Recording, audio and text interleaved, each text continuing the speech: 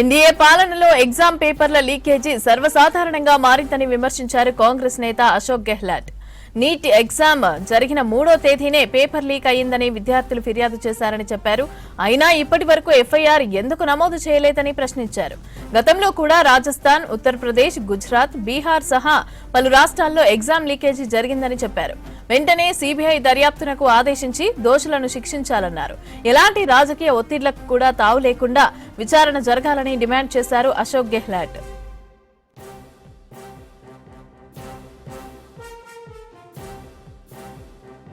तीन तारीख को एग्जाम हुआ था और छात्रों ने, अभ्यर्थियों ने 3 और 4 तारीख को ही पुलिस को रिपोर्ट कर दी, तो कोई परवाह नहीं करी पुलिस ने।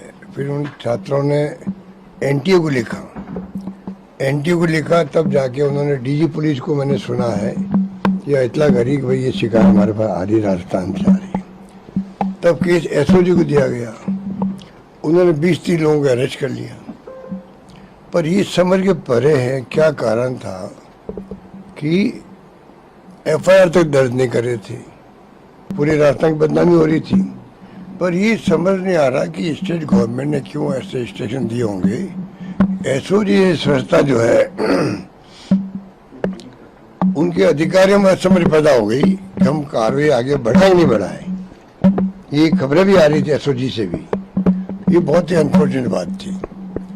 अब सवाल ये कि 2024 में पेपर आउट हुआ, 25 में हुआ और 26 में हो रहा है। 3 साल लगातार एनटीए से पेपर आउट हो रहे हैं। जब तक आप तय में नहीं जाएंगे तो ये आगे भी ऐसी स्थिति बनती जाएगी। तो ये जो पेपर लीक के जो गैंग बन गए हैं अलग अलग राज्यों में और राष्ट्रव्यापी, इससे हमारे जो नौजवान पीढ़ी बहुत दुखी है। तैयारी करते हैं, एग्जाम होते हैं, फिर एग्जाम रद्द करने पड़ते हैं। हमें भी राजस्थान एक आउट हो गया, रद्द करना पड़ा था।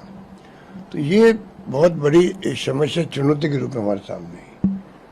भारत सरकार को चाहिए, मैंने पहले अपील की थी, ये जो राष्ट्रीय स्तर पर जो ये ऑर्गेनाइज वे में काम हो रहा है, ऑर्गेनाइज वे में गैंग बनी हुई है, ये पता लगाना चाहिए ये इस समस्या के समाधान के लिए।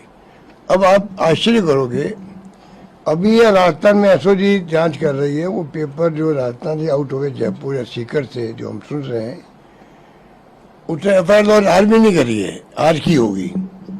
और बताइए, एनटीए ने बिना एफआईआर दर्ज करे पेपर को कैंसिल कर दिया, रद्द कर दिया। इसका मतलब उनके पास जो खबरें गई है ना छात्रों से जो एग्जाम दिया है, डॉक्यूमेंट्स भेजे हैं, उनसे कन्विंस हो गए। उन्होंने इतना बड़ा एग्जाम, 22 लाख छात्र बैठे उसके अंदर, और उन्होंने उसको रद्द कर दिया। इसका मतलब कितना ठोस प्रूफ उनके पास पहुंचे होंगे।